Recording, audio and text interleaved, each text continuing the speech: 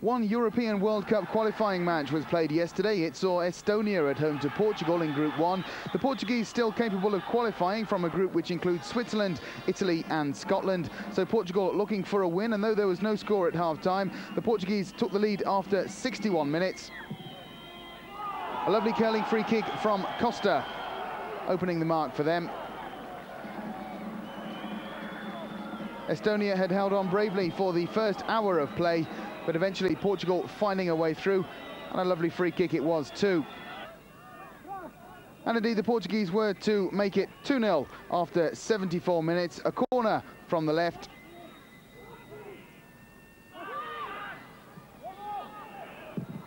Eventually finding Furler with a nice right foot shot from the edge of the area. Fowler making it 2-0 for Portugal. That indeed was the final score, a useful win for them in the Baltic states.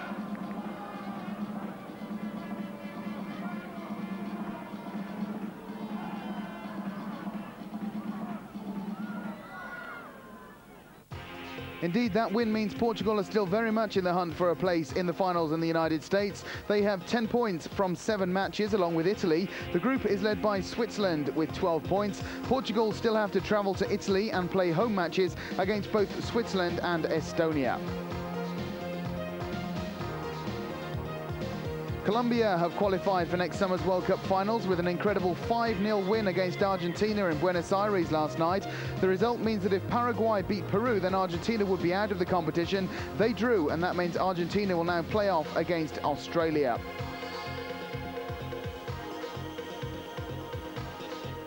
Well, things are far from over in Group B of the South American section, where Brazil last night beat Venezuela 4-0 and Uruguay were 1-0 winners over Ecuador. Brazil are now level with Bolivia on 10 points, with Uruguay third on 8. Brazil have played 1 game more than their nearest rivals and are at home to Uruguay on the 19th of September. 2 will qualify from this group. No score. Carlos Valderrama, once again the Colombian playmaker. The great ball played through for Rincon. He rounds Goycochea, 1-0 Colombia. At the other end, though, Cordoba kept Argentina at bay. Twice he saved brilliantly from Batistuta. There's number 1, and watch number 2 coming up here, and they don't get much better than that. We jump ahead now 3-0 Colombia. Borelli would give away the ball there, and Asprilla runs away, and watch this for a finish. The lob, tremendous stuff. Even Maradona would even think so. A little somersault, and there's Maradona applauding. Colombia go on to win it 5-0 and are on their way to the USA. But not all good things come to a good end. Unfortunately, all they could manage was a 2-2 draw in Lima. So Argentina stay alive and will now face Australia in a playoff. And with so much at stake, even Argentina's president, Carlos Menem, has given his dollar's worth. Quote, "Please bring back Maradona." A tremendous performance from the Colombians, and on this showing they could be a big threat at next year's finals. But don't say you heard it from me. On hand, we take you to the action. Brazil up a goal, 30th minute, make that 2. Paulina with the neat finish. And you know who that is, don't you? Yes, the great Pelé. Brazil's 3rd goal was worked to perfection. Zeno goes to the byline, the cross, and Ever heads it home. Brazil going on to win it 4-0. Over in Ecuador, Uruguay in town, just 1 goal in the game, and it came via this free kick from Ruben Sosa. Final score, Uruguay 1, Ecuador 0. Brazil now needing just a draw against Uruguay on September 19th to qualify. Ecuador are history, but Uruguay can still do it. They are 2 points behind Bolivia, and they actually play one another this Sunday. Now second half, no score. Costa with a free kick. A 1-0 Portugal. And now 13 minutes later, Portugal would get number 2. Fulha striking from outside the box. And that's the way it finished up. Portugal 2, Estonia 0. So the Portuguese kept their hopes alive. They've now moved ahead of Italy on goal difference. 2 points behind group leaders Switzerland. The Swiss reopened their campaign in Scotland Wednesday. The free kick played in, and Oruma scores with the header, 1-0 Nigeria, and time for a little celebration. Second half now, Nigeria on the attack, and Anosike would get behind the Ghana defence. The insurance goal, 2-0 in Nigeria. Ghana got a consolation goal, but the cup is on its way to Nigeria. 2-1 the final score. A big moment for the Nigerian young Graham.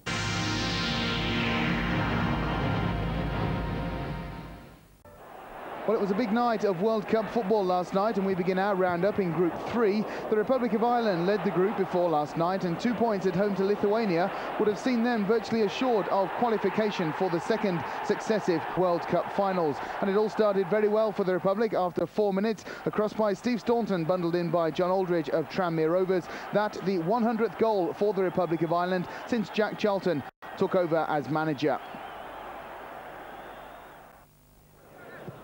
1-0 then after 4 minutes, and that score was to be doubled after 25 minutes. A corner by Dennis Irwin, eventually finding Irwin again down the left. And the cross headed in by Alan Kernigan of Middlesbrough to make it 2-0 for the Republic. That the final score, 2 more points for the Republic of Ireland. Still in Group 3, Denmark needed a win in Albania if they were to keep their hopes of qualifying alive. There was no score at half-time in this match, with the Albanians holding on well against the European champions, but Denmark were to go ahead after 64 minutes. The goal nicely taken by Frank Pingle down the left. That indeed was the final score last night, 1-0 for Denmark over Albania in Tirana, an excellent result for the European champions.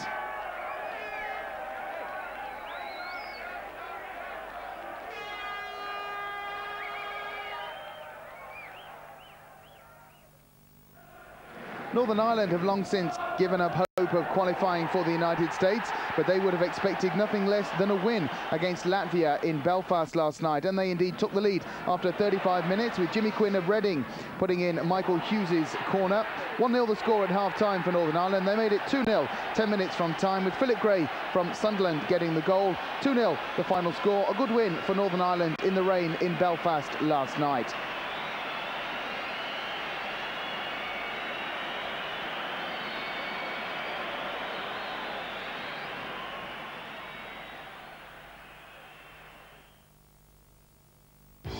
So let's now take a look at Group 3. It's Ireland leading from Denmark and Spain. The Republic have 1 point over the European champions, with Spain in third. The 2 qualifying places will now be a dogfight between those 3 teams. Ireland look favourites to go through. They play at home to Spain in their next match. In Group 4, Romania made the trip north to the Faroe Islands, looking for a win to keep up the pressure on their nearest rivals in the group, Wales and the RCS. And the Romanians went ahead after 34 minutes. Florian Raduciu of AC Milan picking up a rebound from the keeper Jens Martin Knudsen. That made it 1-0, and that was the score at half-time. Things were to improve for the Romanians in the second half. After 58 minutes, it was again Raduciu getting on the score sheet, tucking the ball in from the right after a useful run. That made it 2-0. And on the hour, the Romanians were well in control of the match. Indeed, just 2 minutes later, they were to increase their lead. Georgi Hagi working well down the left. And again, it was that man Raduciu putting the ball away. Raduciu getting his hat-trick, and he was to round off an excellent evening after 76 minutes, tapping in at the far post. 4 goals for the man from AC Milan last night, and 4-0 the final score for Romania in the Faroe Islands.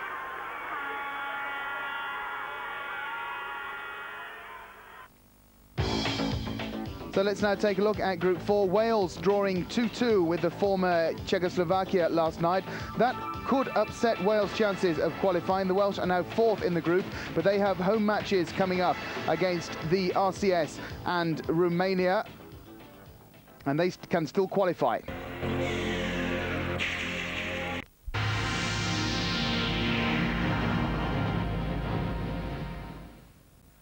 And welcome back. The outcome of World Cup Group 5 was decided 2 months ago, with Greece and Russia already assured of their tickets to the United States. And Russia were in action last night away to Hungary, who were still mourning the death of their keeper Gabor Ziboras on Tuesday. Well, it was Russia who took the lead in this match after 15 minutes. Piatnitsky making it 1-0, though the Hungarians drew level after 24 minutes. Nikiforov with an own goal.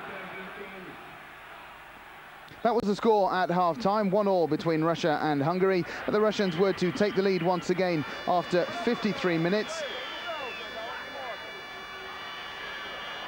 Kyriakov running on well to the ball and finishing beautifully down the right. That made it 2-1 for Russia. The Russians very much in control of this match and playing some rather impressive football in Group 5 this year. And they were to round off an excellent 3-1 victory with the goal in the very last minute of the game. It came through Borodiuk, and it rounded off an excellent evening's work for Russia. They should be a tough nut to crack in the US next season. They beat Hungary by 3-1. Well, the other match in Group 5 last night saw Iceland at home to Luxembourg. Iceland in an impressive third place in the group with 6 points before this match. And indeed, Iceland were to make it 8 with a narrow 1-0 win last night. The goal coming from Haraldur Ingolfsson after 61 minutes.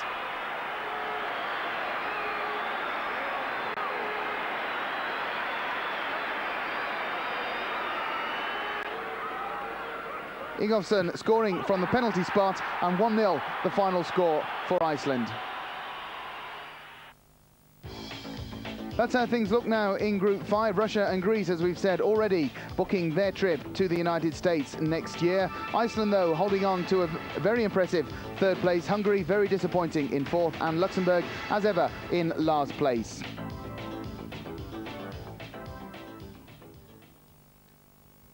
And we round off our World Cup action in Group 6, where the joint leaders France travelled to Finland last night. 0-0 at half-time in this one, but the French opening the score 2 minutes into the second half. Laurent Blanc heading in a corner from Franck Sauzet, and the French were to go further ahead just 8 minutes later. 55 minutes had gone when Jean-Pierre Papin was brought down in what looked to be at the edge of the area. The referee, though, deciding a penalty was in order, and it was the man from AC Milan, Papin, who stepped up to take it.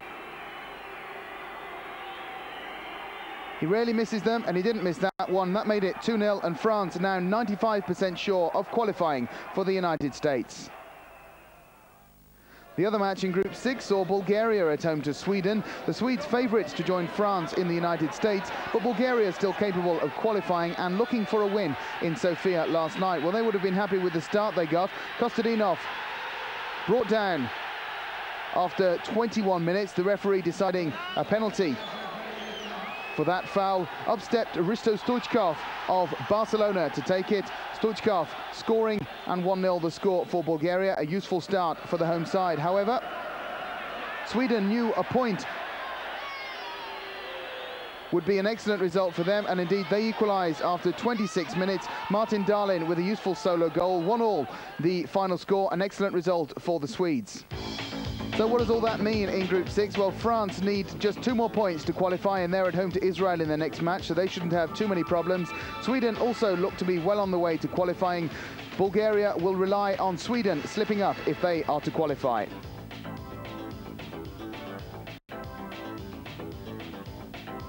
Matches also played in Group 1 last night. Switzerland and Scotland drawing 1-1. Switzerland now look well on their way to qualifying. It looks like it could be something of a battle between Italy and Portugal. Italy at home to Portugal in the next match. For Scotland, it's all over.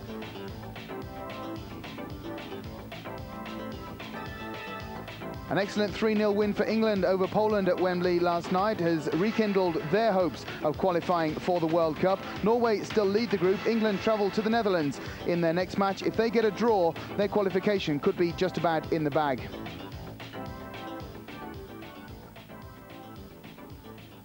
Defeat in Norway, that defeat in the summer against the United States of America just cranked up the pressure on him after that disappointing European Championship finals.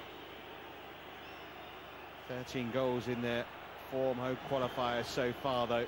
But of course, last time here in this group, England were 2 up against the Dutch, and they're dragged back to 2-2. Here's a chance for Ferdinand early on. Stopped by Adamchuk. Gascoigne takes over. May break out here to Lee Sharp. Adamchuk's clearance not the best. Gascoigne! Good block by Yaroslav Bako. And the follow-up over the crossbar. Poland yet to lose in qualifying yet. It's their first match since they drew against England in Portsmouth. Ferdinand. Gascoigne. Looking for Ian Wright. Back it comes to Gascoigne. Wright. That's pass. Ferdinand. Les Ferdinand, 1-0 England. just the start that was required.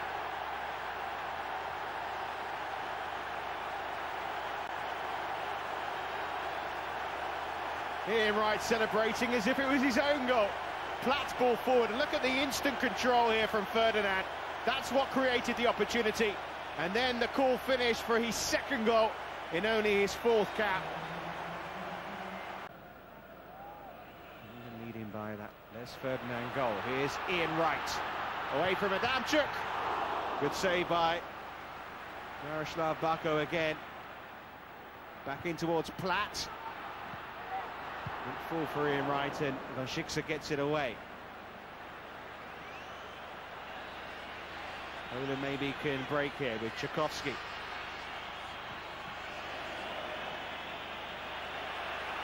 Alistair and Adams doing enough, but there's a half underway. Poland have made a change at half-time. Jacek Jober's come on for Jan Furtok up front. England, as they were at the start, and leading thanks to Les Ferdinand's 5th-minute goal.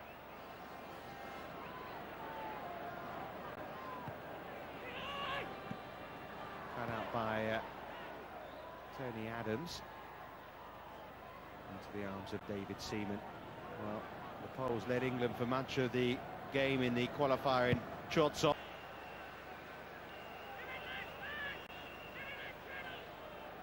Miroslav Kominkovic making that change at the half-time interval. Poland, of course, needing to try and get themselves back on level terms, but of course they need to make sure they don't concede at the other end. Another England free kick. Taken by Rob Jones. Ferdinand's up there. Chance maybe here. Gascoigne! Paul Gascoigne for England. And England have a 2-goal lead now, early in the second half.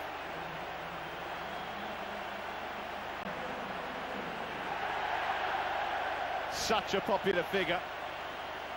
Not only amongst the England supporters, but of course on the bench too now, given the fact that he's got their second. Credit to Les Ferdinand too. Rose to that free kick. Well, there's not been too much to cheer in recent months for the England fans, but so far tonight's proving differently.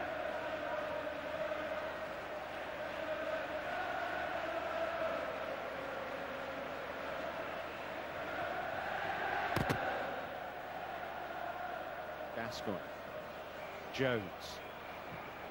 Away by Adamchuk. Held up by Adams. Sharp. Ferdinand. Taken out by Adamchuk.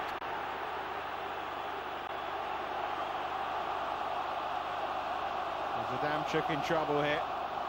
England fans want him sent off for that. It's a yellow card.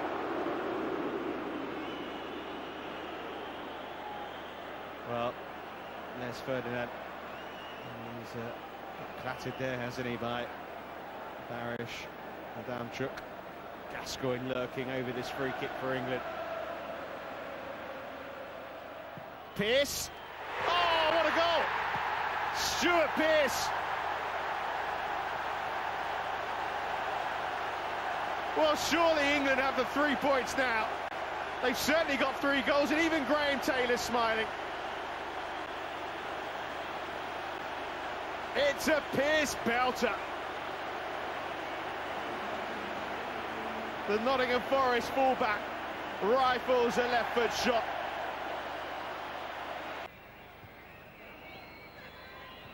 Gascoigne.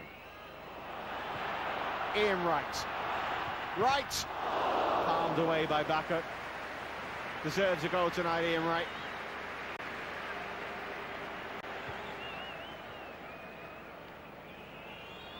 Well, Poland have been second best in most departments tonight.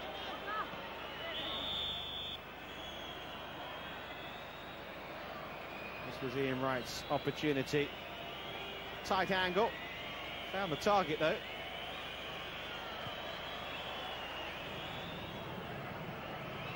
Oh, look at the watch by the referee. Look at that. Smiles on the England bench. It's Been a rarity in recent times. The crowd are singing too, and the full-time whistle is blown. England have a much-needed win, and their hopes for USA 1994 are still very much alive. Goals from Les Ferdinand, Paul Gascoigne and Stuart Pearce. England players are smiling. They were superior from start to finish here. Still a long way to go. Still need to beat Holland and San Marino. But that was much, much better from Graham Taylor's side. And the players certainly enjoyed it. Gascoigne at the heart of it. He scored England second, but he was really effervescent throughout. David Seaman pretty untroubled. So England go on with their hopes alive. It's finished at Wembley. England 3, Poland 0.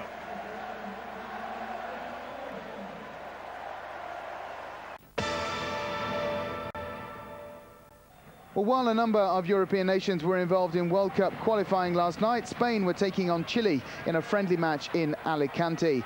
0-0 the score at half-time in this match, but Spain went ahead after 61 minutes. Julen Guerrero, who plays for Atletico Bilbao and scored a hat-trick for them at the weekend, was once again on the score sheet, this time in his national shirt. 1-0 the score after 61 minutes.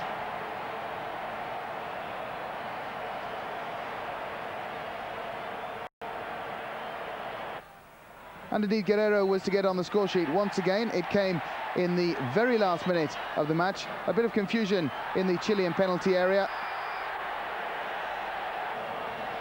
The referee deciding a foul had been committed. And it was the man from Atletico Bilbao, Guerrero, who stepped up to make it 2-0. That was the final score for Spain. They tune up well for their match against the Republic of Ireland next month.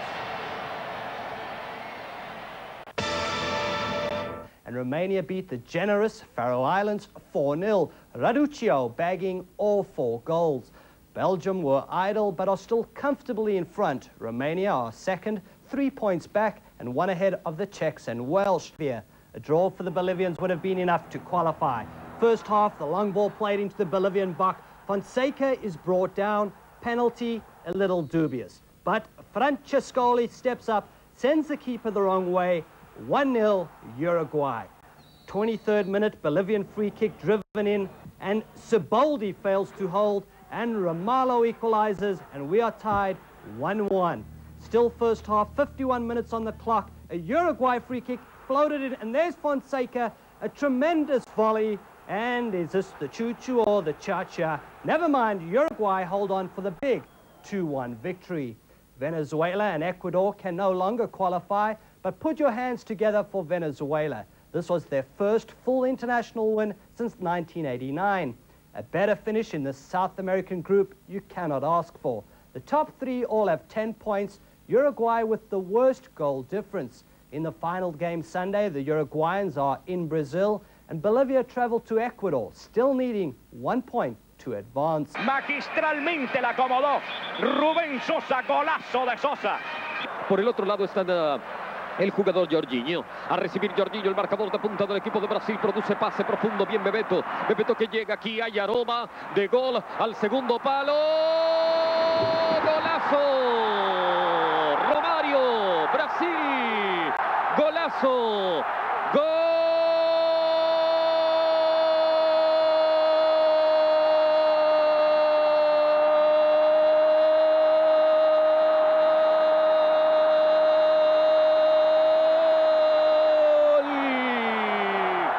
De Brasil, centro de Bebeto, Romario de testazo picado al piso, minuto 26, coronó Brasil. Un jugador muy fino, Bebeto, y por lo fino frágil, y por lo frágil muy susceptible de caer. Ojo. Romario para el segundo, Romario se la jugó, Roberto Siboldi vencido, Roma, gol. Romario, Brasil, gol. Romario, Brasil, gol. Romario, Brasil, gol. Zambazo, gol.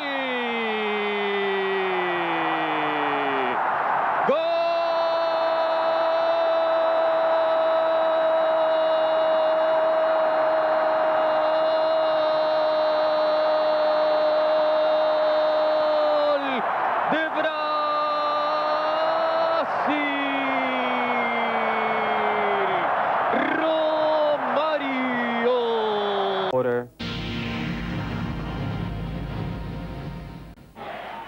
and welcome back. It was a big night of World Cup football last night, with 4 crucial World Cup qualifiers being played. In Group 1, Italy made the trip to Estonia, knowing nothing less than a win would do if they were to keep up their qualification hopes. Well, it all started well for Italy. After 19 minutes, a foul on Iranio led to a penalty that you've just seen scored by Roberto Baggio. 1-0 was the score at half-time. Italy were to go further ahead in the second half after 59 minutes. Mancini making it 2-0. Italy, by this point, looking well on their way to a win. And indeed, they were to increase the score after 73 minutes. It was that man, Roberto Baggio, who was to get on the score sheet again. Baggio on the edge of the area, bringing it down onto his right foot. 3-0, the final score. A good win in Estonia for Italy last night.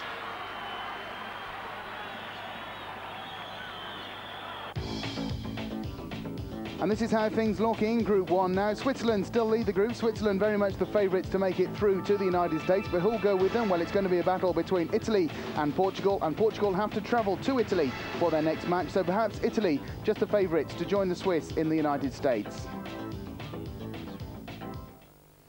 In Group 2, the leaders Norway knew a win at home to Poland will see them 95% sure of making it to the United States. No score at half-time in this one, but the Norwegians were to go ahead after 55 minutes.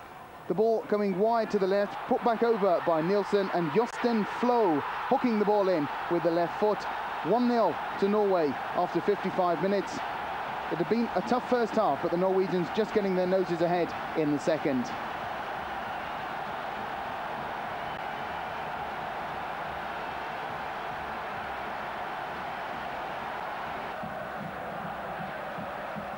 Indeed, Poland were playing well last night, and they certainly put the Norwegians under pressure. That foul by Erik Thorsved of Tottenham Hotspur led the referee to pull out a card. The card's colour was red, and off went the man from Spurs. Norway reduced to 10 men. Einar Rosbar replaced Thorsved in goal. And Poland had a numerical advantage. Well, indeed, they had a numerical advantage only for a short while, because that retaliation from Svečík, who plays in France for Sochaux, led to the second red card of the game. Off went Svečík, and it became a 10-against-10 match. But Poland kept coming forward. They had their chance to equalise. A shot by Kozecki hitting the bar. It came back to Lesniak, but the shot saved eventually by the substitute keeper Rosbar, and 1-0 the final score, and Norway have 1 foot in the United States. Still in Group 2, the Netherlands travel to Bologna to take on San Marino, the Dutch needing to improve their goal difference. And they set out with a very strong attacking lineup, and it couldn't have started better. Just 1 minute of the match gone when John Bosman of Anderlecht got the Dutch off to a beautiful start. There was no score until the 22nd minute. The same 3 men as involved in the first goal were again in action. It was Wim Jonk and Ronald Koeman working with John Bosman. Wim Jonk finishing off the mood, the man from Inter Milan, making it 2-0 after 22 minutes. One more goal to report in the first half. It came with just 1 minute to go. Brian Roy making a comeback to the national side and finding Wim Jonk again, and Jonk getting his second goal of the match. That made it 3-0 at half-time for the Netherlands. So into the second half, and after 51 minutes, the Dutch were to go even further ahead. Ronald Koeman playing forward to Roy de Boer. Roy de Boer with a lovely shot, making it 4-0. And that 4-0 scoreline at that point meant Holland were level with England on goal difference in the group. So anything from now on was a bonus, and the next goal was to come after 66 minutes. Jan Wouters finding Johnny Bosman in the area. Bosman with a nice little right foot shot, getting it through the keeper's legs. That made it 5-0, and it was Bosman's second strike of the season. So things going well for Holland, and things were to go easier for them after 69 minutes when Matza was sent off for San Marino. That gave the Dutch a numerical advantage they certainly didn't need, but they made the most of. And after 77 minutes, Bosman was to get a hat-trick. Ronald de Boer and Dennis Bergkamp working out down the right. Bosman meeting the ball at the far post. That was his hat-trick, and that was 6-0 for the Dutch. After 80 minutes, a penalty was awarded. Up stepped the man from Barcelona, Ronald Koeman. He tucked it away nicely. 7-0 the score. There was no further score in the match, so a great result for Holland in Bologna against San Marino last night. They move above England in the Group 2 table. Indeed, we can take a look at that Group 2 table now. That's how it looks. It's all down to goal difference now if we consider that Norway are 99% sure of qualifying. Plus 16 for Holland, plus 13 for England. It's all going to count on the big match on October the 13th in Rotterdam, the Netherlands at home to England. The match between Spain and Albania in Tirana was overshadowed by accusations of bribery from the Albanian camp, claiming they had been asked to lose the match, which Spain had to win to stay in the hunt for a place in the United States. Well, it was Spain who took the lead in the game after 5 minutes. Julio Salinas, their regular goal scorer, on the sheet once again. Salinas only a substitute at Barcelona, but a regular player in the Spanish side. That made it 1-0 after 5 minutes. And after 19 minutes, the Spaniards were further ahead. A cross picked up by Alfonso, who found Tony on the left side of the area, and that made it 2-0 after 19 minutes. So Spain starting well, and things were to get better for them. After 31 minutes, they were to make it 3-0. A cross by Tony, finding the head of Julio Salinas. Salinas getting his second goal of the game. And Spain very much in control of things midway through the first half. However, the Albanians were to get onto the score sheet. Kushta making the most of a Spanish head. He lobbed Zubizarreta, and it was 3-1 at half-time. The Albanians, though, knowing that that was already nothing more than a consolation goal.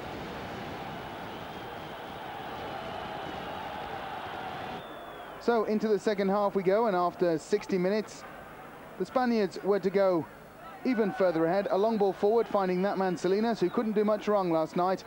He held off the challenge, beat the keeper with a tidy little right foot shot. That was his hat-trick on the evening. A very nice performance from the man from Barcelona, and 4-1 for Spain.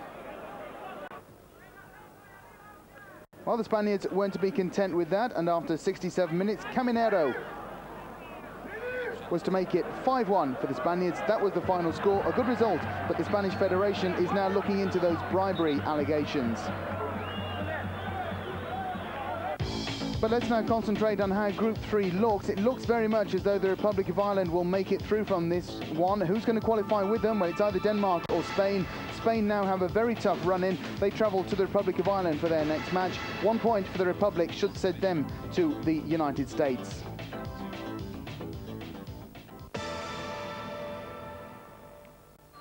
Well, World Cup holders Germany have the luxury of knowing their place in the United States is already secure, and they travelled to Tunis last night to take on Tunisia in a friendly match. The Germans no doubt favourites to make it through from this one, but the Tunisians far from overawed. They're playing excellent counter-attacking football against the Germans, and they could have gone ahead if Fauzi Ruisi had made better use of that mistake by German goalkeeper Ilgner, but it wasn't to be, and 0-0 the score at half-time. We now join it in the second half. Tunisia looked to have taken the lead, but the goal by Abed Salamini was turned down because he was offside in the linesman's opinion. After 55 minutes, it was the Germans who were to go ahead. A pass from Christian Ziege finding Andy Muller of Juventus, scoring his 8th goal for Germany, 1-0 at that point. But just 6 minutes later, the Tunisians were on the attack. 3 shots coming in. All of them kept out by the German defence, but as the replay will show us, a handball by Jürgen Kohler. That, in the referee's opinion, a penalty taken by Fauzi Ruisi. 1-1 the final score.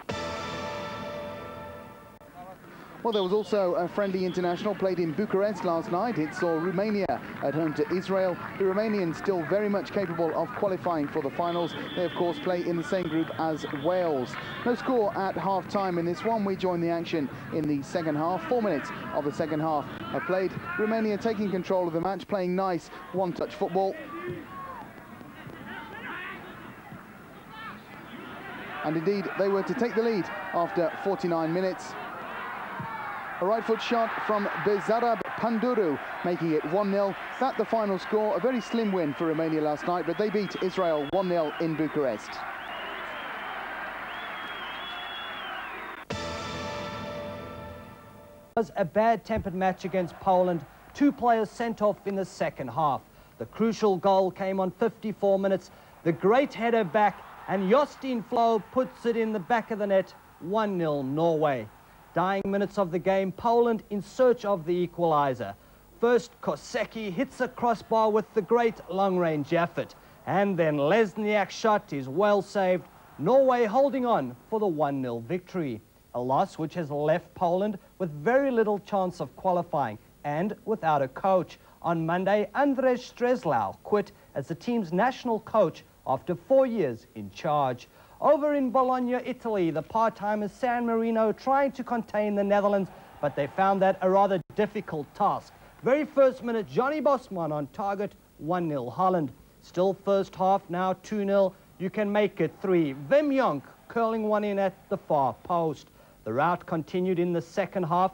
Bosman delivering number 5, and I think he might have nuttied the goalkeeper there. Anyway, the recalled Dutch striker got a well-deserved hat-trick soon after. Final score, 7-0. So, big wins for Norway and the Netherlands. Norway now 3 points clear at the top. The Dutch go ahead of England on goal difference, and they clash head-on in Rotterdam next month. Poland are pretty much out of it. Group 1, Italy and Estonia, and it was Roberto Baggio who was instrumental in the Italians' victory. He got the first goal, and then his cross met by Mancini, 2-0 Italy. Baggio wasn't done yet. The multi-million-pound striker showing his worth with a superb third. Italy winning this one by a final score of 3-0. The victory lifts Italy into second place in Group 1. The Italians have 12 points from 8 matches, 1 behind Switzerland. Portugal have 10 points, but a game in hand over the top 2. Next stop, Albania, welcoming Spain, and what gracious hosts they were. 4 minutes in, some pinball just outside the box, and Julio Salinas puts the Spaniards in front. Spain were further in front shortly after. The crossbar would save the Albanians here, but coming up now is Tony Munoz for Spain's second goal. It was one-way traffic for the Albanians, and Salinas made it 3-0 in the 30th minute. He added another later for the hat-trick. Spain 5-1 winners on the night, and a great header to finish it off for Salinas. And this is what it looks like in Group 3. Ireland on top with 17 points. The Spaniards staying with the pace, but October 13th could separate the men from the boys. That's when Spain travelled to Ireland and Denmark host the Northern Irish. It eluded them, and the balance has now swung in Nigeria's favour. Rashidi Yekini with a pair of goals in the 4-1 Nigeria victory. All the Nigerians now need is just the 1 point for a long overdue appearance in the World Cup finals. They play the final match of Group A in Algeria on October 8th. The Zambian story, meanwhile, gets better and better. Sunday, they were 4-0 winners over Senegal in Lusaka, a win that now takes them to the top of Group B, and a draw in their final game away to Morocco on October 10th would be enough to reserve their World Cup berth. Zimbabwe are still alive in Group C, courtesy of this 1-0 victory over Guinea in Harare. Agent Sau, the scorer after just 3 minutes. And what it boils down to now is this. Cameroon have a better goal difference. Thus, Zimbabwe will have to beat Cameroon away from home in the final match that is set for October 10th. Tunisia, Germany were held to a 1-1 draw. In Los Angeles, Mexico beat Cameroon 1-0. Daniel Guzman, the scorer. And South Korea got the better of Australia in their 2-match series at the weekend. World news.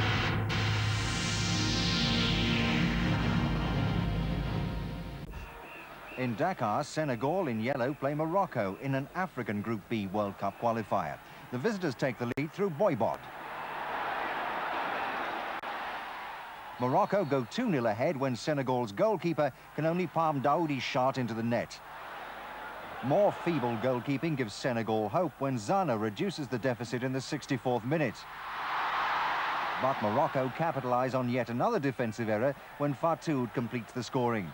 Morocco now lead Group B, Cameroon head Group C, and the Ivory Coast top Group A. South American World Cup qualifying gets underway in Ciudad Guyana, Venezuela. The home team take the lead through Palencia against Bolivia in Group B. Venezuela's lead doesn't last long when Sanchez equalises for the visitors 13 minutes later.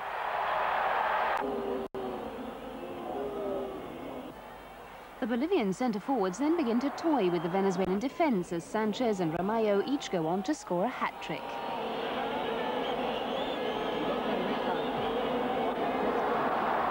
They They complete a 7-1 victory, the biggest in their history, and the Bolivians confirm their status as possible gatecrashers in a group which includes Brazil and Uruguay.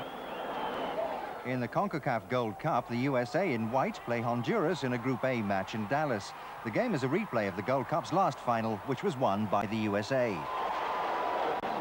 The home team take the lead when Alexi Wildman Layla scores after 28 minutes.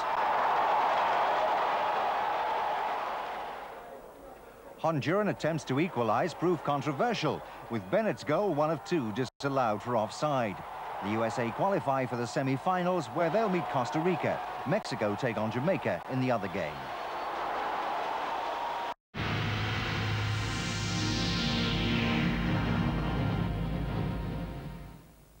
Welcome to Eurosport News.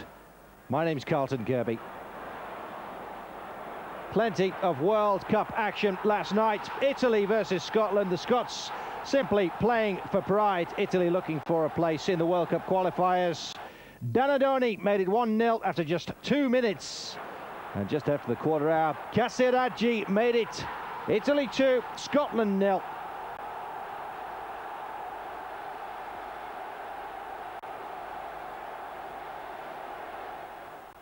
Well, it was to be an eventful first 20 minutes. Gallagher pulling one back. A confused lob, but they all count. 61,000 spectators packed into the Rome Stadium. 10 minutes from the end. Aranio with a beauty. 3-1 it finished.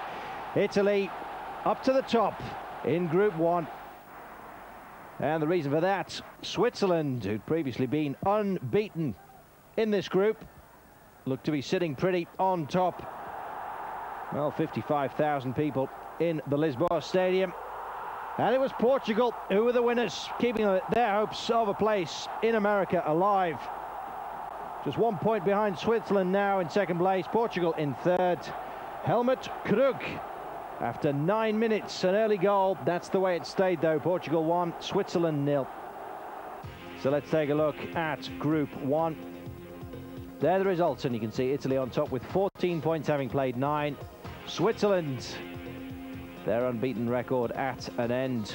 13 points, they stay in second place ahead of Portugal. The Scots, no hope of going to the States, neither have Malta or Estonia. Well, in Group 2, Poland and Norway. The Norwegians already assured of a place virtually, and it was sealed here on the night in Group 2. Flo, the boy who plays for Sheffield United, took a long time to get the first, but they came thick and fast in the last half of the game. Fjørtoft making it 2 to the Norwegians, already arranging their hotel, I should imagine, in the States. And Jonsson right on the death, didn't even have time to respot the ball. Poland 0, Norway 3. And England hopes that Poland do better against the Dutch on November 17th. The reason? England lost in Rotterdam. Where on earth was David Seaman when this one went over the wall? Should have been in the middle of the net, nowhere near. The Dutch were on their way. Ronald Koeman after 63 minutes. Tony Dirigo, Paul Merson had already hit the posts once apiece. Appalling refereeing in this match, but it went against both sides throughout the game, and in the end the best team definitely won. Dennis Bergkamp on the end of this picked his spot beautifully. Seaman stranded inside of the right hand post. 2-0 to Holland. Virtually over for England. They've still got a chance, but it's a slim one. Let's have a look at the Group 2 table and tell you about it. And here it is. Basically, the Netherlands, they need to go to Poland and win. Meanwhile, England go to San Marino. If Holland lose in Poland, England need to beat San Marino by 7 goals to qualify.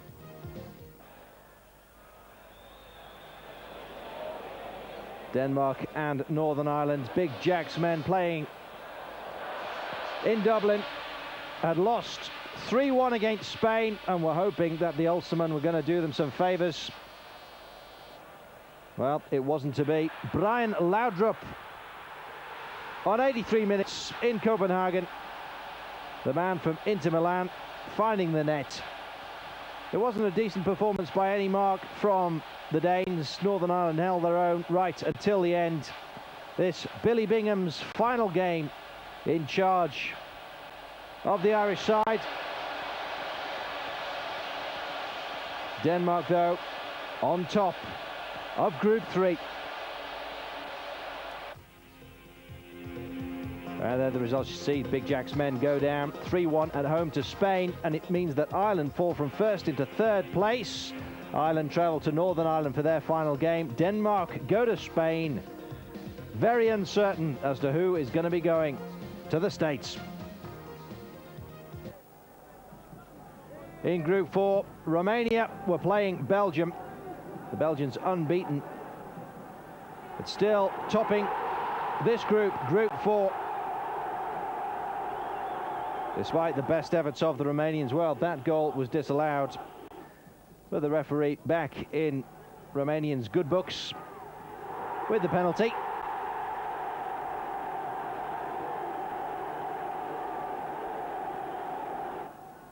And it was Raditoiu who made it 1-0 with just 20 minutes to go. Dumitrescu, 6 minutes from the whistle, made it Romania 2, Belgium 0. Beautiful goal, curled round into the top of the net. And just 2 minutes from the end, Schifo pulling one back from the penalty spot, helping Belgium's goal difference. Their 100% record at an end, but Belgium still on top of Group 4. Let's take a look at it. And there is Group 4. Wales, a tremendous result for them. Dean Saunders and Ian Rush keeping Welshmen's hopes alive. Wales in third place on 12 points, behind Romania on 13, Belgium on 14. Romania now travel to Wales. The Czech and Slovak republics travel to Belgium.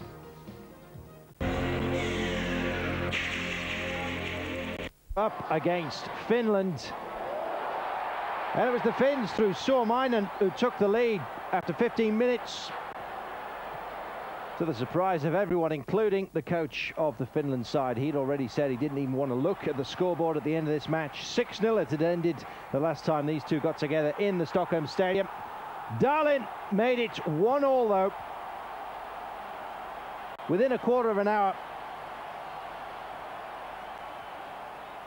That seemed to settle the Swedes' nerves, and they started to pile it on in the first half.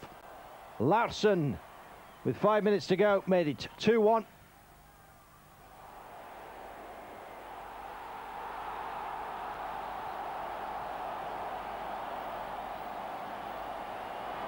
And then just before the half-time whistle, a free kick outside the box. Dahlin once again powering it in.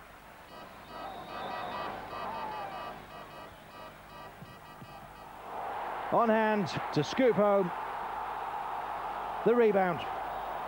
That was 3-1 on the turnaround. And Finland must have been thinking about that 6-0 defeat here. But they held on well, and in fact the only other goal of the match went to the Finns. Litmanen. Sweden 3, Finland 2. Sweden stay top of Group 6. And possibly the surprise result of the night. Pelly with nothing to do with it, except for the kickoff, of course. France entertaining Israel. France only needing a point in order to qualify for the World Cup. Well, Haradzi put paid to their premature celebrations, which had begun even before this match started. Well, that man, the Israeli coach, didn't look too pleased with himself. Presumably he was expecting a flood of goals from the French. Papin and Cantona combining well. Sauzet levelling up on the half hour. Well, very wet conditions, but that should have suited the Israelis even less. And we were expecting the French to strangle this match. Ginola made it 2-1 before half-time. Well then, that looked like it was going to be it. We'd only got 7 minutes left before Berkovic squared it all up. Carried over by the hapless defender. Berkovic on a victory run. Well, the crowd was still celebrating because they only needed a point to go to the World Cup, but oh dear, Atar right before the final whistle. France 2, Israel 3. They're now going to have to wait a little bit. Bulgaria will play France. In the final fixture of the Frenchmen, they still need a point. If Bulgaria win in Parc des Princes on November 17, Bulgaria will be the ones going to the World Cup there. The full results run down for you. Sweden looking safe on top, France in second place. Can Bulgaria catch them? We wait and see. Also said today that FIFA was considering allowing a third Asian team to play in the 1998 World Cup finals. They're currently playing for 2 places at the qualifying tournament in Qatar, where the favourites Japan went down 2-1 to Iran today, while Saudi Arabia beat North Korea also by the score of 2-1. Arch foes Holland and England played in Rotterdam in what was a crucial game for both. First half, still no score, and Dorigo crashes one against the post. The English were denied again shortly after. Tony Adams seeing his shot saved off the line. But it was the Dutch who went ahead in the second half. Ronald Koeman with the brilliant free kick, 1-0 Holland. And they went further ahead through the great individual effort from Dennis Bergkamp. Brilliant skills, and there was no coming back for England. Final score, Holland 2, England 0. Meanwhile, in Warsaw, Norway beat Poland 3-0. A win that puts the Norwegians into the finals for just the second time and first time since 1938.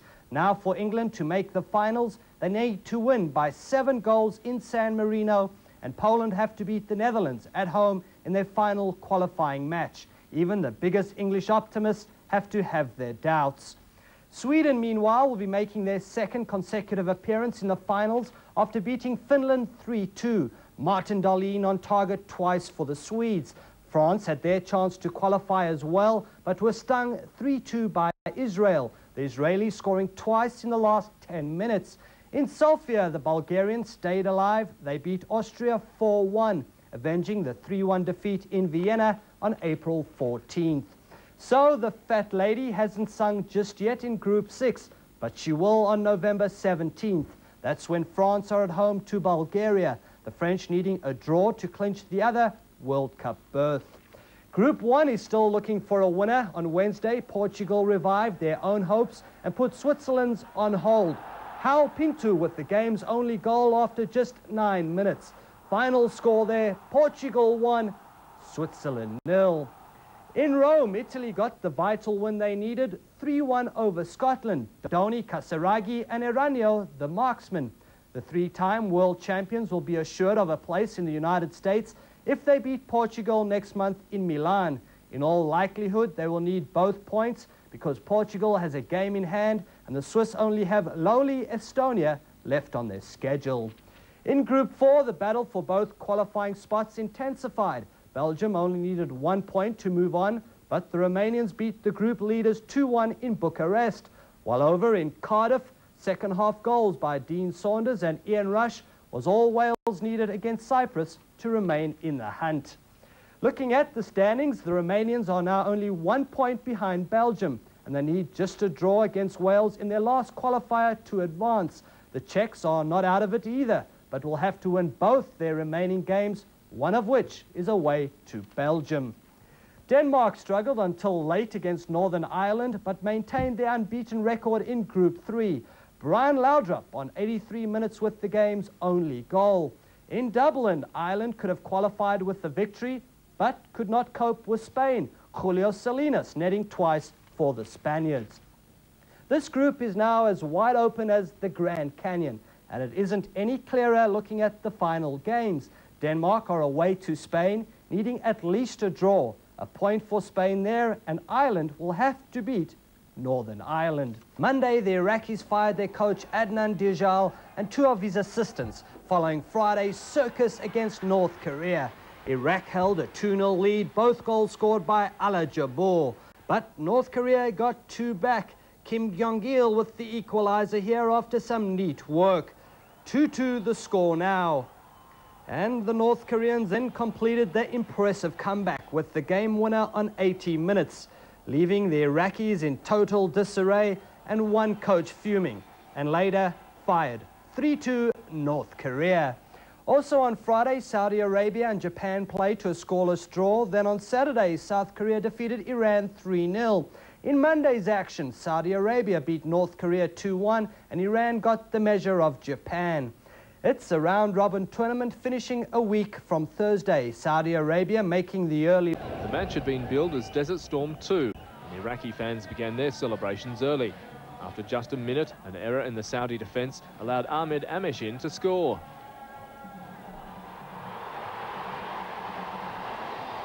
The Iraqis held the lead until just before half-time, before a flowing Saudi move ended with Owairan's shot crashing past the Iraqi keeper.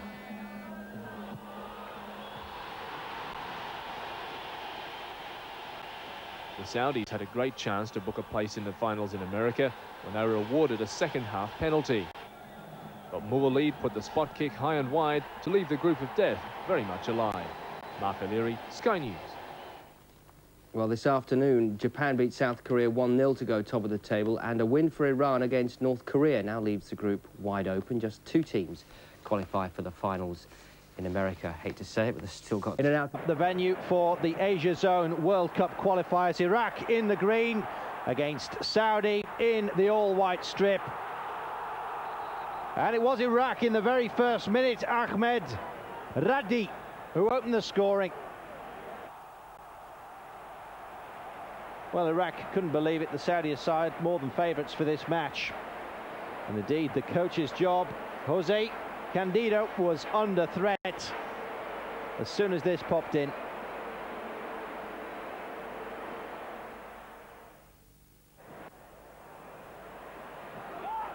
Well, Saudi turned it on, but the Iraqi goalkeeper was, well, more than comfortable.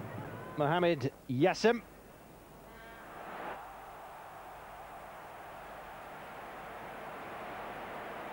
And the Iraqi defence holding out under the bombardment.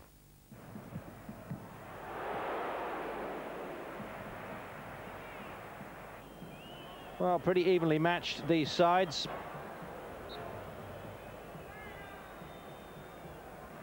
No team taking full advantage despite Iraq's lead. Saudi were to pull level. In the 35th minute, it was Saeed Urian.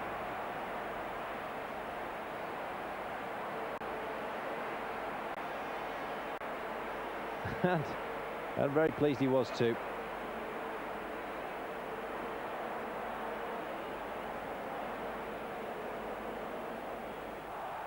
Well, presumably one of the reasons why these 2 teams had trouble breaking through was that every time somebody shouted Mohammed to pass the ball, 6 men turned round. An awful lot of Mohammeds on the pitch. Nevertheless, this could have decided it. Khalid Masad missed it, shooting over. The coach was sacked. Saudi a little upset, to say the very least, and let's take a look at the results. Japan beat South Korea 1-0. King Kazu Miori is his nickname. He scored the only goal, puts Japan on top ahead of Saudi. Iran beat North Korea 2-1. And that's the standings in the Asia Zone for the time being, having played 4 matches apiece. A lot to play for in Qatar. Japan are reportedly on £50,000 a man to qualify for their first ever World Cup finals, and they nearly got the perfect start, hitting the post early on. The previously unbeaten Koreans hit back almost immediately, Japan failed to clear a corner and nearly paid the penalty. The Japanese got their winner after an hour. A left-wing cross wasn't cleared and Muru bundled the ball home to send his team to the top of the group. Iran, who drew with Scotland in the '78 finals, can still make it this time. They went a goal down in the first half to bottom team North Korea, previous conquerors of Iraq. But the Iranians hit back after the break through the tournament's leading scorer, Dahai. He showed just why Bayern Munich want to sign him with 2 superb headers to leave the group still wide open. Bruce McHenry, Sky News. 2 teams they can still qualify. Only North Korea can't make it. But the North Koreans will be flat out to stop South Korea from qualifying. The teams meet in their last match. Iraq play Japan, while the Saudis, who are still unbeaten, play Iran.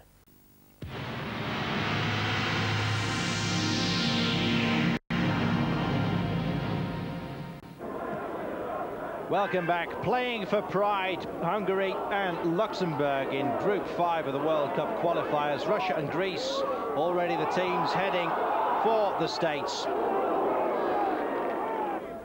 Well, you may not have thought this fixture was up to much. The Hungarian population agreed with you. Only 1,500 turned up. Made something of noise, at least when Hungary went in the lead. Lajos Ditari, who plays in Frankfurt, slotting it in, and that was how it finished. Hungary beating Luxembourg 1-0. All other efforts coming to naught, including this one. And there is Group 5. Russia and Greece already long qualified. No one else is heading for that World Cup. Iceland, Hungary and Luxembourg just playing for a little bit of pride, as we say.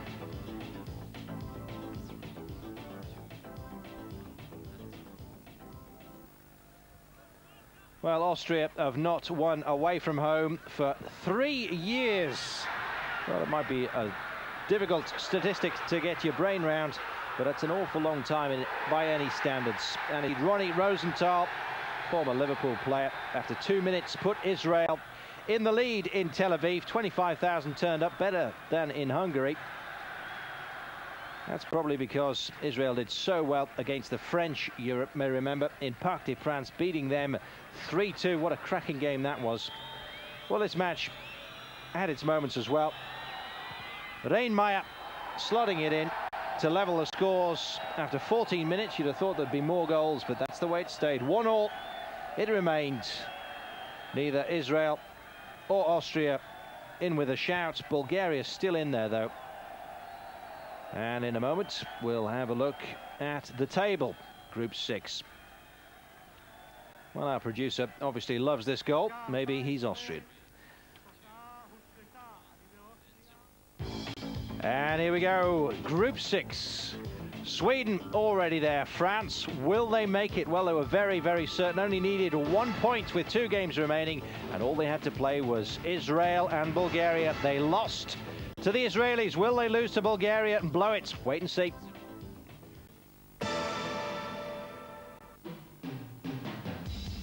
Well, the Asia Zone World Cup '94. It's all been decided. Tears in Tokyo as Japan fall from 1st to 3rd place and miss out. 1,000 supporters for the final qualifier, and their celebrations began early. Sami Al-Jabbar netting from close range. The Iranians can't believe it. The Saudi royal family tried to contain themselves, but Mehalal made sure their smiles widened soon after when he drove home the second. Mualid on his favourite left foot, and that's goal number 2. It's Mehalal, rather. The Iranians pulled a goal back, but moments into the second half it was 3-1 as Al Mosa snapped up the half chance. Still with Falata. And what a terrific start to this second half. The Iranians did score the goal of the game. After a neat build-up, Mehdi Zadigan launched a rocket that no one was going to stop. Just laying it off himself there, and Zadigan again, he's done it again. Well, But another Saudi corner provided another goal. The keeper made a complete mess of it.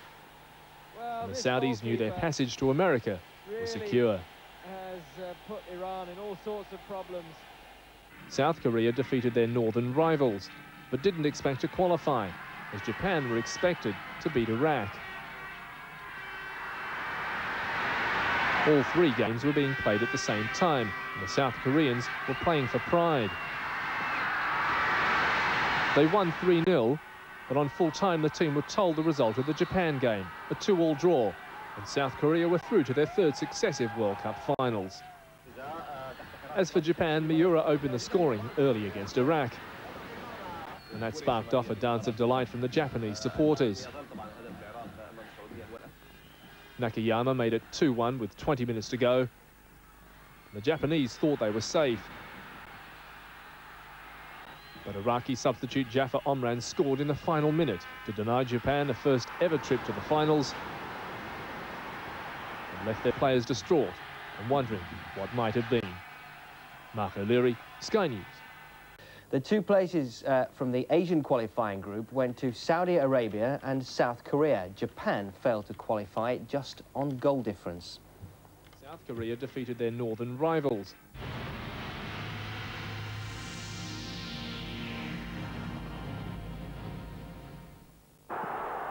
Welcome back. What a lot to be decided in the Asia Zone World Cup qualifiers. Saudi Arabia, Iran, a feast of goals, 7 in all. 24 minutes. Sami Al-Yabar opened up for Saudi. Fard Malel made it 2-0 on 27 minutes. Iraq struck back. Iran, I beg your pardon, with Mehi Fanouni just before the break. Well, these championships in Qatar have been fantastic. Mansour Al Musa of Saudi Arabia in the second half, just a minute gone into the second period. Some fabulous play by the Saudis. They were lying second in the table before this match. 4 teams had the chance to qualify, and that was a tremendous goal. Mansour Al Musa, 3-1 to the Saudis.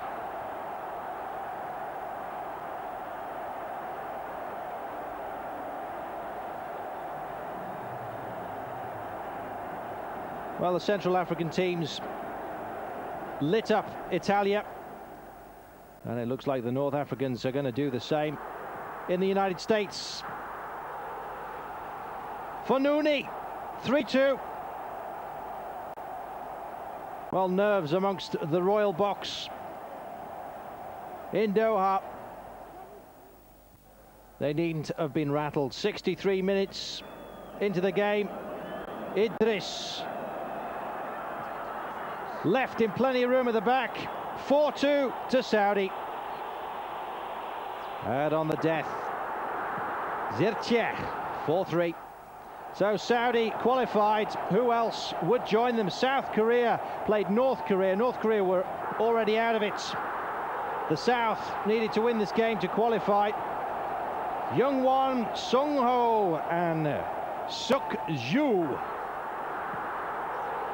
made it 3-0 to Korea. Well, Korea had a nail-biting time, and that was because Japan, the group leaders, were up against Iraq. Japan needed to win this game, and King Mura opened the scoring. Then Ahmad Radi leveled it up for Iraq. Japan went ahead again through Nakayama.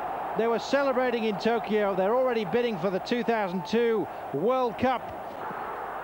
And shock, Ahmed Radi dashing Japan's hopes. Poland in the red shirts began well enough in Turkey to raise English hopes about their ability to get a win in their final crucial match against Holland. Following their first corner, Poland took the lead with a shot from the edge of the area by Kowalczyk. But for Graham Taylor and company, everything then went downhill. Under a second-half onslaught, Poland's defence just seemed to crumble. After 7 minutes of constant pressure, Turkey's English-style number 9, Hakan, equalised with his 6th goal in 11 internationals.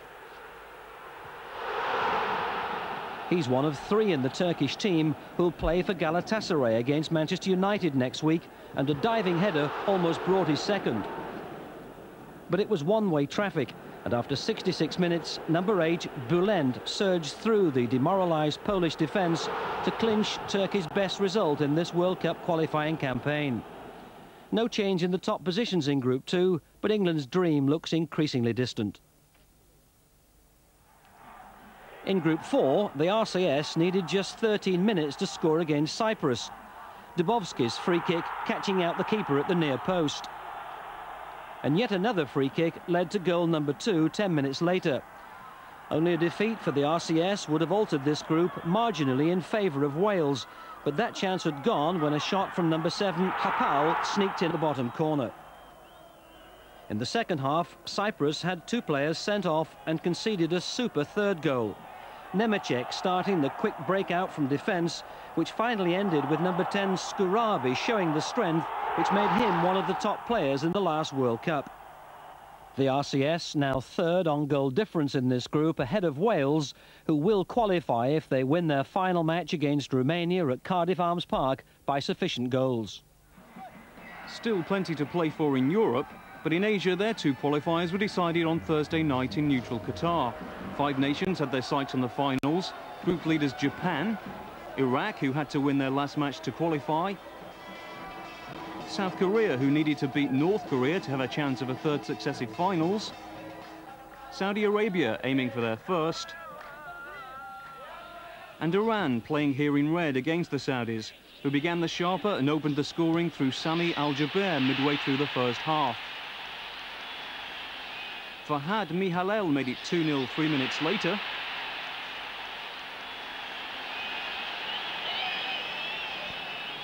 But a superb free kick from Mehdi Fanoni cut the deficit for Iran, who you may remember drew with Scotland in their only finals in '78. First minute of the second half and Mansour Musa restored the Saudis' 2-goal lead. Their celebrations suggested they thought they'd done enough. Soon after, though, another Fanoni special, and it was now only 3-2 to Saudi Arabia.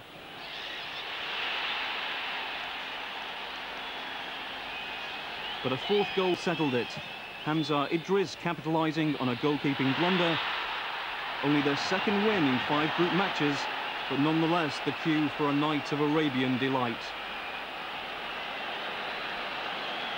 Iran did pull another goal back in the dying seconds through Javad Manafi, but it was too late to deny Saudi Arabia a trip to their first World Cup finals. 25,000 travelling fans cheered them on throughout the tournament.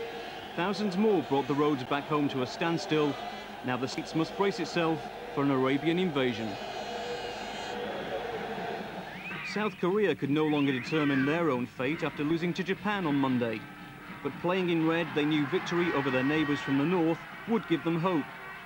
Ko Jong-woon headed them on their way early in the second half. Wang Soon-hong provided a finish befitting his colleague's determination for the second goal. And substitute Ha Seuk-yu sealed a 3-0 victory for the South Koreans, who'd been threatened with firebombs on the return home after losing to Japan, but who soon discovered things had gone terribly wrong for the previously joyous Japanese across the city.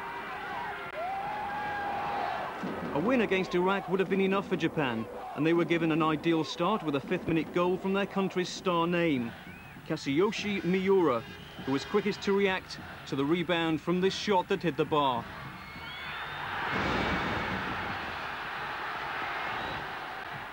Iraqi captain Ahmed Radi gave his team a glimmer of hope in this most open of groups with a well-taken equaliser. But Japan's only real attack of the second half saw them go 2-1 ahead, when Masashi Nakayama, who looked suspiciously offside, fired home. However, complete agony for the Japanese when, with just 10 seconds to go, they allowed Jafar Umran to head in an equaliser and send South Korea through. A major blow to Japan's hopes of hosting the 2002 World Cup finals. There was no consoling the players, but even they lost out in the sobbing stakes to their distraught fans. So Saudi Arabia and South Korea become the 14th and 15th countries to qualify for the World Cup finals next summer. Thanks.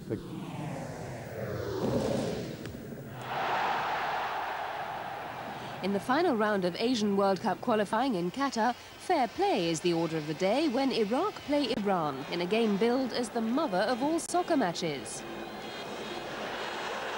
Iraq opened the scoring through captain Ahmed Amish.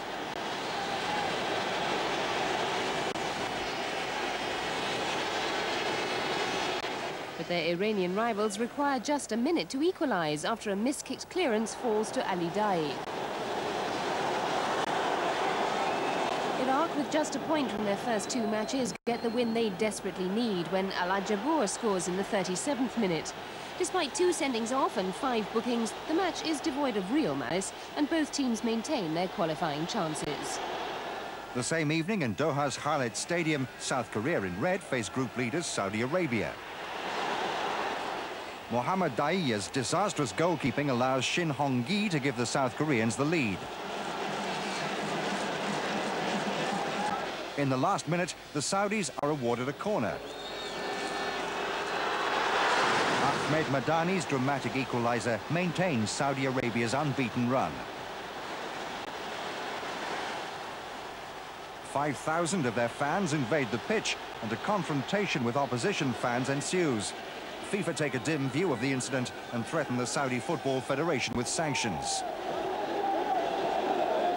After a poor start, Japan must beat South Korea to keep their hopes of qualifying alive.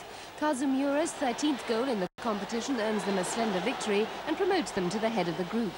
In what has become the group of sudden death, only North Korea of the 6 nations have been eliminated before the final round of matches.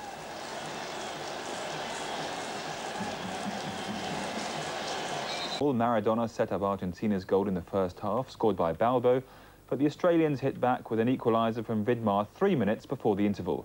The second leg is in Buenos Aires on November the 17th. It's a sign of football's new world order when the runner-up from the last 2 World Cup finals has to battle it out with such unlikely opponents as Australia, just to qualify. Argentina were looking to former hero Diego Maradona to restore past glories, but it was the Aussies who started the better, Arnold shooting over from close range. Slater then went on a mazy run, more reminiscent of Maradona himself. But there's no substitute for class. In his first real attack, Maradona lost his marker, and his teasing cross was headed home by Balbo after half an hour.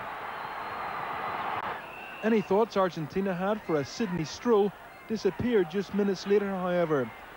The Vidmar brothers combining for Aurelio to level the scores. A floodlight failure delayed the start of the second half. When it eventually got underway, Maradona and co still couldn't put the Aussie lights out.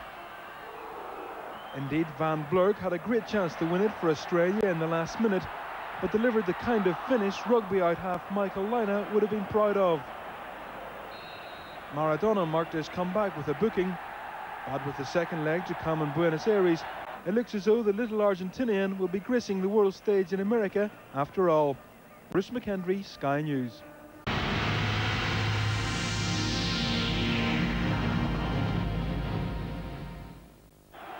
Welcome back. 100,000 people packing into the stadium in Lisbon last night. The Portuguese needing 4 goals against Estonia in order to earn themselves a place possibly in the World Cup. They'd still need a draw in Italy, but what an opener from Paul Futre. Just been sold from Genoa to Reggiana. Just 2 minutes it took. Fabulous solo effort. Drive from outside of the box, rattling the top of the net. Well, all things seemed possible at that moment. But try as Portugal might, it was going to be an awful lot harder than that. This, the second appeal for a penalty, finally came through. Oceano stood up on 38 minutes to slot it home. So 2-0. Those 4 goals, clear advantage, looked possible now. If they got 4, they'd only need a draw against Italy to make it to the United States. Switzerland, of course, waiting in the wings to take on Estonia. If they win, they go. And so do Italy. All confused, all will be revealed next week on the 17th when the matches are completed. Rui Ashes, 3-0. 4 minutes from time. Frustration showing. Can the Portuguese do it? They now need to beat Italy. There is the Group 1 in the World Cup European qualifiers. Portugal 3-0 against Estonia. It puts them into second place, but the Swiss take on Estonia. The Portuguese have an uphill task against Italy. They now need to beat them 1-0. It could happen, though. We'll find out next week, Wednesday the 17th.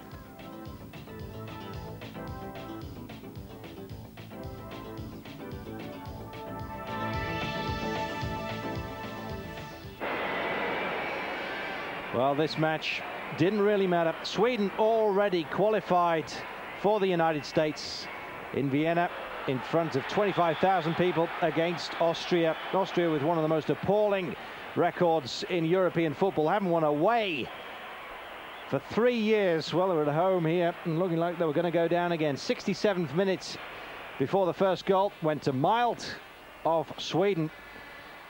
The Austrians pulling one back 3 minutes later, steadying a few nerves, but Austria absolutely no chance of heading to the States, paying simply for a decent seeding in the European Championship qualifiers.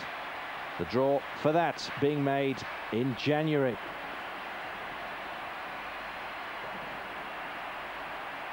So Sweden, I presume, just going through the motions. 1-1 it finished.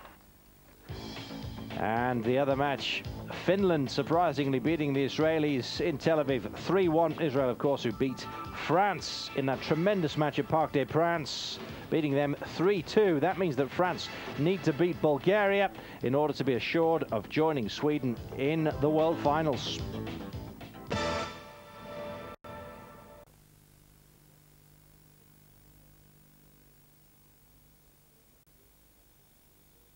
Well, Lars Bonan found the net, as we saw.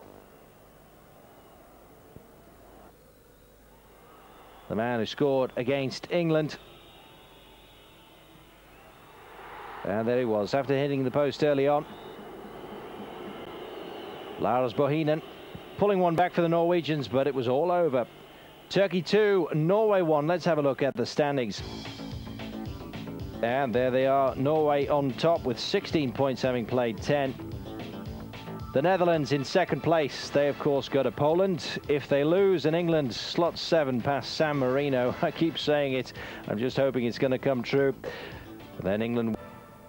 And so to football, and we start our roundup of the final series of World Cup qualifiers in Group 1, where Italy took on Portugal in Milan last night. The Italians, knowing a draw would see them through to the United States. Well, no score at half-time in this one, in what was a pretty dour first half between these two sides. Italy wanting Roberto Baggio to come into the match, but he did it in the wrong way at the start of the second half. That nasty challenge on the goalkeeper leading to a yellow card. Baggio perhaps lucky to stay on the pitch after that challenge. However, you can't keep Roberto Baggio out of a match like this, and he was in action just a few minutes later. Could perhaps have done better with that right foot shot, and the second right foot shot going through the advertising hoarding. Baggio, though, beginning to move into the match, beginning to find his rhythm. And indeed, that was to be proved after 78 minutes, working well with Dino Baggio. Roberto with a right foot shot, the ball coming back loose to Dino Baggio. That was the goal that Italy were looking for. It made it 1-0 after 78 minutes, and it meant that Portugal now had a long way to come back. A fine move down the left from Dino Baggio, his namesake, with a little shift onto the right foot. Italy lucky to pick up the ball again. Baggio perhaps in an offside position, but the ball wasn't played deliberately to him. The goal stands, and that was the final score last night. Portugal were always going to struggle to get the win in Milan. Their task was made harder after the goal from Baggio. No way for them to come back. 1-0 the final score, and Italy booked their place in the United States. Well, at the same time, Switzerland were taking on Estonia in Zurich, the Swiss needing to win to be sure of qualifying. And it all started well for them after half an hour. Adrian Knopp getting their opening goal, and that would have settled one or two nerves in the Swiss side.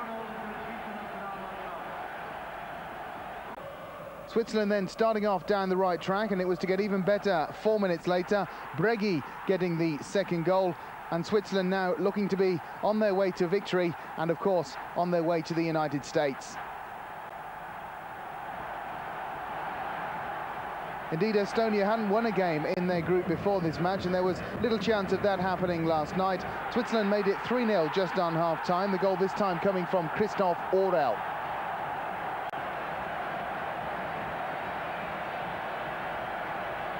So the party could begin at half-time in Zurich last night. The cow horns out, reminding us almost of a Swiss ski race last night. Just one more goal to report. It came after 62 minutes, and it came for the Swiss star striker Stefan Chapuisat, who plays for Dortmund in Germany. Chapuisat squeezing that right foot shot through. 4-0 the final score, and Switzerland join Italy from Group 1.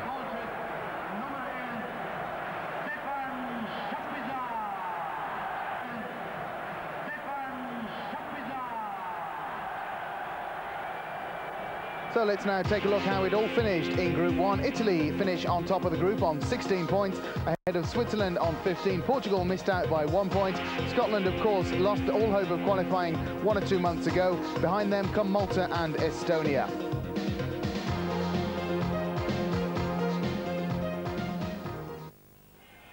In Group 2, the Netherlands travelled to Poznan to take on Poland. The Dutch, knowing a single point would see them book their ticket ahead of England. But it all started very well indeed for the Dutch. After 10 minutes, a goal from Dennis Bergkamp of Inter Milan giving them the lead.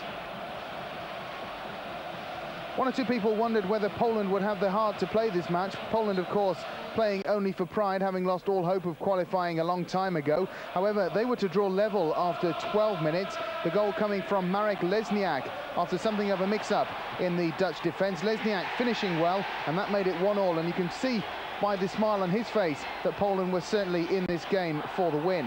However, after 56 minutes, Bergkamp was to get his second of the evening. That made it 2-1 for Holland, and by now there certainly was very little chance of Poland coming back and snatching the win that would perhaps have helped England. And just to confirm that, with just 2 minutes to go, Ronald de Boer sneaked up to make it 3-1 for Holland. A fine win for them on the night. That was the final score. It must be said, the Netherlands wrapped up their qualification in fine style in Poland last night.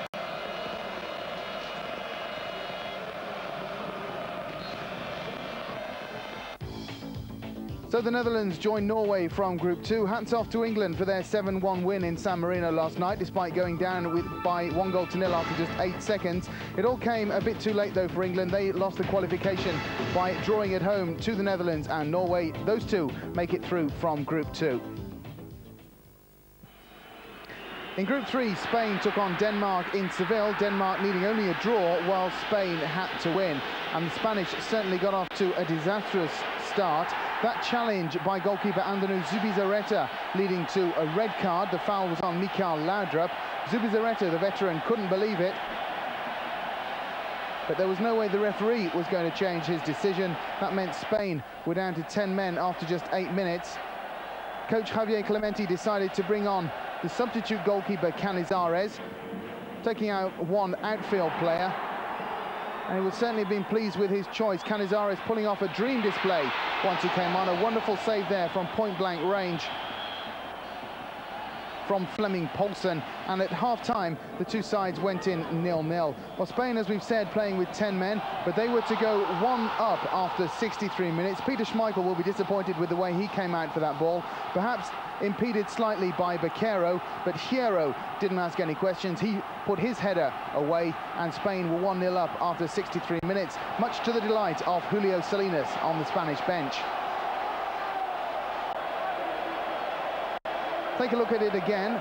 Schmeichel coming out. He's knocked backwards by Baquero, but he'll be asking questions about that. Denmark then coming forward to go for the equaliser that would have sent them through to the United States. They nearly paid for it. If Kiko had done better in his one-on-one with Schmeichel, it was the Dane who came out on top in that one. Mikael Laudrup had a shot that could have levelled it up in the penultimate minute of the game, That fired past the right-hand post of Canizares. It wasn't to be for Denmark. 1-0 the final score. Spain, with 10 men, qualify for the World Cup finals. The European champions Denmark don't qualify. That's the first time the European champions haven't qualified since Czechoslovakia in 1978. The Republic of Ireland travelled to their neighbours in the north, needing a win to qualify, though as it turned out, the Spanish victory left them looking only for a draw. But they weren't to know that, and it nearly turned into a nightmare for Jack Charlton's men. 0-0 at half-time, but on 73 minutes, Jimmy Quinn scored a beautiful goal to put the Northern Irish ahead. The Irish looking for a victory to send Billy Bingham off into retirement in fine style. Nothing would have pleased the Northern Irish, more than to have knocked out their neighbours from the south, and certainly looking well set for a victory after that fine goal from Quinn. However, just 4 minutes later, a free kick on the left from Dennis Irwin found Alan McLaughlin of Portsmouth. Another fine goal. That was the equaliser that the Irish were looking for. They, of course, didn't know that they only needed a draw at that point. In the end, it finished 1-1. The victory for Spain in Seville helped the Irish, and the Irish take their place in their second successive World Cup finals. As the whistle blew, the Irish didn't know that they were qualified until they heard the result. So congratulations to Jack Charlton and the Republic of Ireland. They finish in second place behind Spain. Denmark, though, went very, very close to qualifying. 18 points with the Republic of Ireland, both on the same goal difference. The Republic of Ireland, though, qualifying for having scored 4 more goals.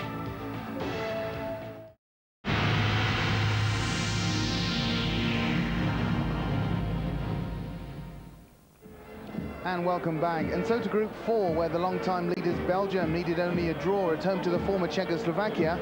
The RCS having to go for the win. Well, Belgium playing under the watchful eye of King Albert. No score at half-time between those two. However, after 49 minutes, the Red Devils of Belgium were reduced to 10 men after that foul by Philippe Albert on Kablek. The referee deciding Kablek was heading towards goal. That was Albert's version of the last line of defence, and out came the red card. Philippe Albert having to leave the pitch, and that left Belgium down to 10 men, and the Belgians, remember, needing a draw in this match. So a tough situation for them, but the Belgians held on. They had chances even to go ahead in the match. That shot from Luc Millis, well saved. And as the seconds ticked away, Belgium held on 0-0. They got the point they needed, and Belgium take their place in the World Cup finals at the expense of the former Czechoslovakia.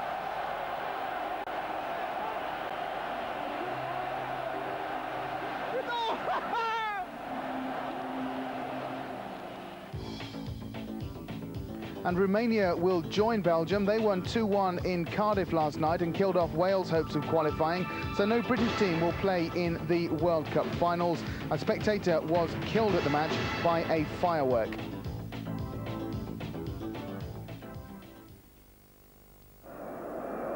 The outcome of Group 5 was decided a long time ago, with Greece and Russia already qualified. But those two met in a friendly, or what would have been a friendly in Athens, a chance to show their wares as they begin to prepare for the United States. Just one goal to report in the match. After 68 minutes, it came through Malas, and it gave Greece a 1-0 victory. That was the final score in Athens last night, and that means that Greece finish ahead of Russia in a very surprising outcome to Group 5.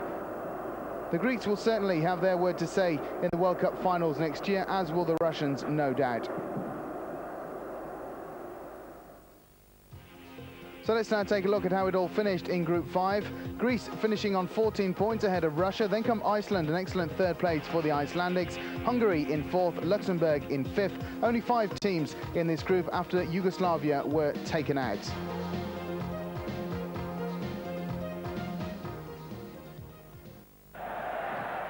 And finally to Group 6, where France and Bulgaria met for the right to join Sweden in the United States. This match being played in front of 45,000 people in the Parc des Princes in Paris. France needing only a draw from this one, Bulgaria coming for a win, and France off to a great start after 32 minutes. Jean-Pierre Papin heading down for Eric Cantona, the Manchester United man, making no mistake with the right foot shot. In it went, and after just over half an hour, France were 1-up against Bulgaria and looked to have the qualification in the bag.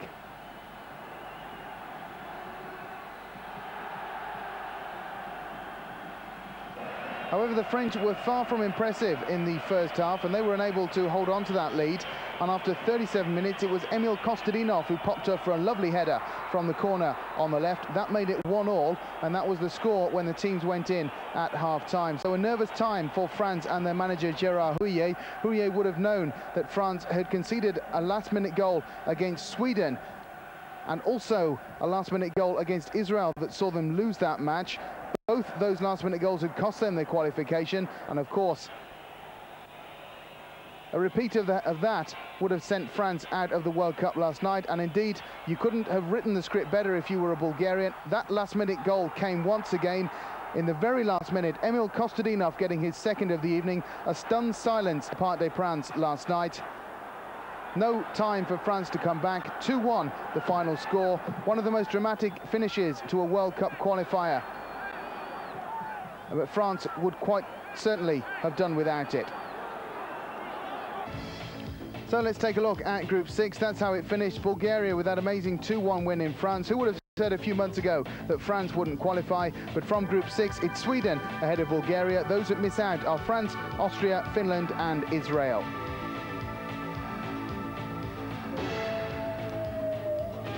So we now know the names of the 24 teams who will go into the draw on December the 17th in Las Vegas. In Hat 1, those are the top seeds: the United States, Argentina, Italy, Brazil, Germany and Belgium. One from those will come out for each group.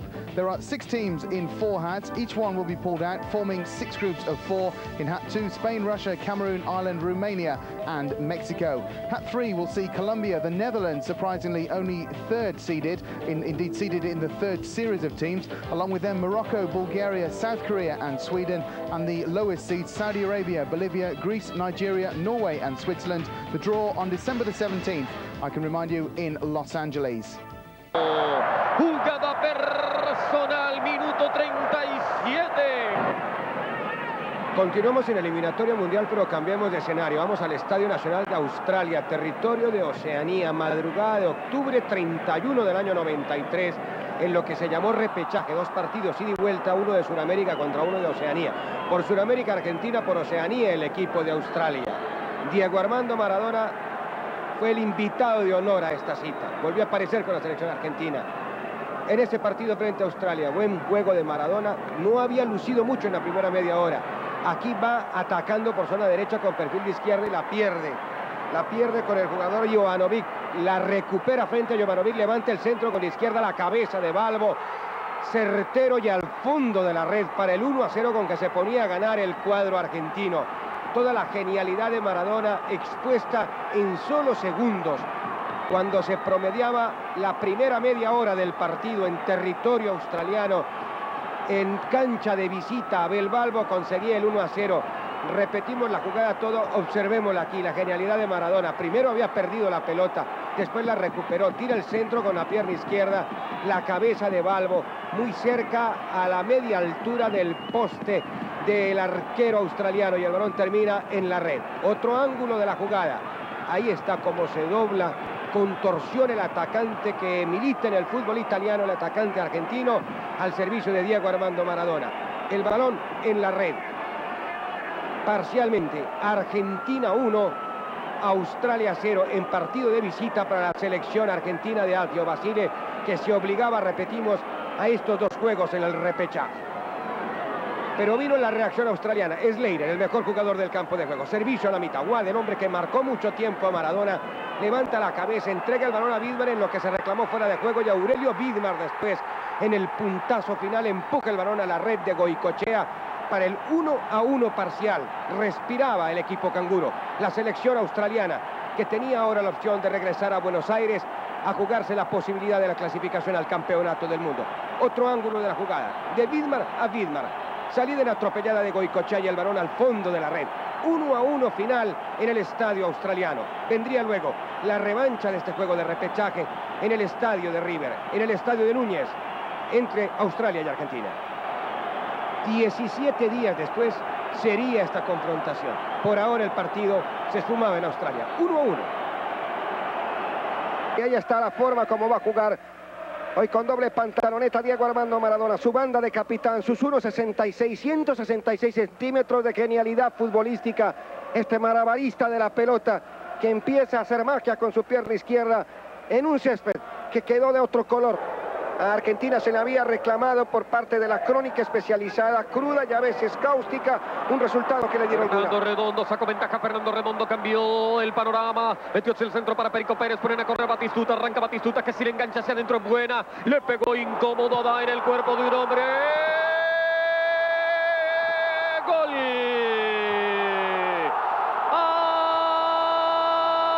¡Argentino!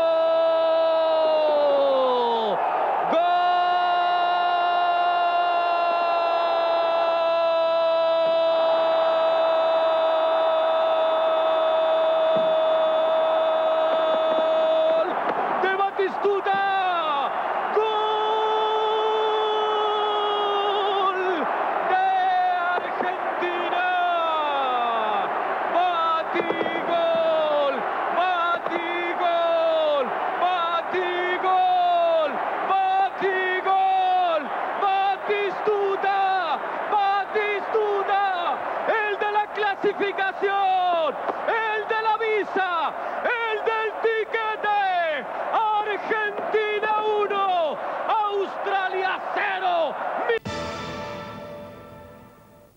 Italy have moved to the top of the latest FIFA World Rankings as Brazil dropped from 1st to 4th. England, would you believe, have moved up from 10th to 8th. Norway are 5th, Denmark 6th, Sweden 11th, Ireland 13th, Scotland 25th and Wales 28th.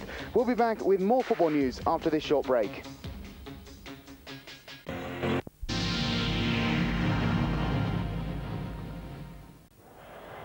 And welcome back. With the list of the 24 nations to take part in the Soccer World Cup now complete, the time has come for post-mortems in the countries that failed to qualify. It was a last-minute goal from Emil Kostadinov that saw Bulgaria qualify ahead of France, and all eyes in France are now turned towards coach Gérard Houllier, with the question being, will he resign or not? Houllier made an official statement last night saying his contract with the French Federation ran until June 1994 and that he intended seeing it out, saying recent declarations from players such as David Ginola had upset the team's preparations. Houllier has received the support of the Federation President Jean Qualifier, a move which led sports daily L'Equipe to ask today how much more it would take for the sport's leading figures to resign. Qualifier has been under intense pressure from the media since the Furiani Stadium disaster in 1992 and during the recent Marseille-Valenciennes bribery affair. A number of people have called for the hierarchy of French football to be changed, though for the moment it looks as though Qualifier is staying put.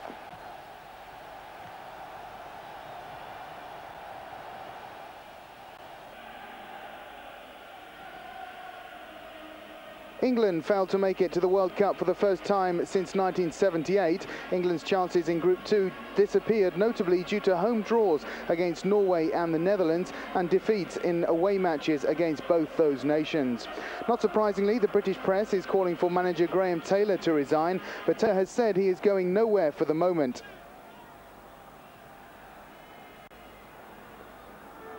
It will be a huge surprise were Taylor to remain in the job, although there has been talk of him taking up a general manager's position with a younger man coming in to take over the coaching and day-to-day running of the England squad. That situation would certainly find few supporters in England. The country's fans have never really forgiven Taylor for England's poor performance in last year's European Championships, which ended in the substitution of the popular hero Gary Lineker in what was his final match for his country.